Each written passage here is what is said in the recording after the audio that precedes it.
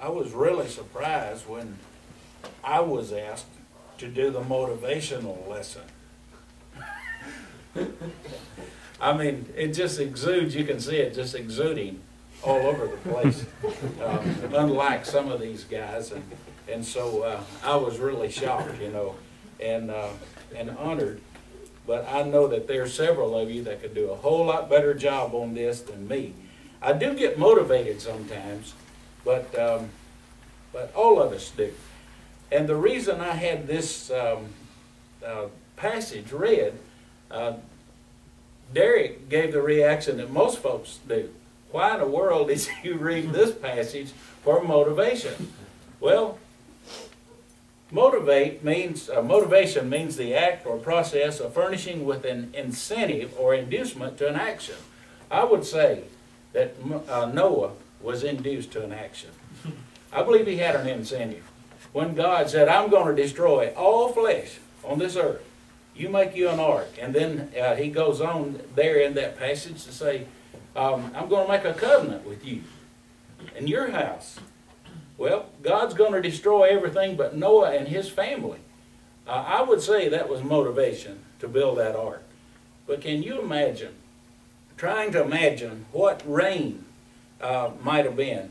There's a lot of people, you know, a lot of the creationists have covered this. I believe maybe Henry Morris and some of those folks have suggested that maybe it hadn't rained at this time. Because, you know, in the beginning it says that the earth was watered with the dew that rose up from the earth. And so especially the kind of materials we can find tropical plants at the North and South Pole. I mean, you know, they're fossilized or they're turned into coal. But they were there at one time or another, which suggests that the whole earth may have been sort of like a paradise. Now, I was in, just 8 days ago, I was in a place that's supposed to be a paradise, and I'm sure it was when Christopher Columbus came there. But before people got into it, got there, it may have been a paradise. But the temperature stays basically the same the year round. And so it's not uncommon to see flowers blooming even in December or January. They were blooming everywhere while we were there. But in July and August, there'll still be flowers blooming there because the climate is more constant there. But it was suggested that at one time maybe the whole earth was like that before the flood. And Peter does talk about the world that then was, speaking about the world before the flood and the world that now is, suggesting there's some differences.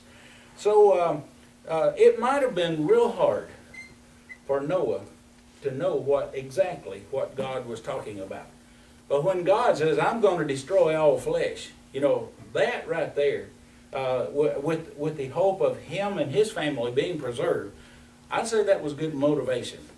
And we find he was so motivated that 4 times in this passage we find it said, or in the following passage, thus did Noah according to all that God commanded him, so did he.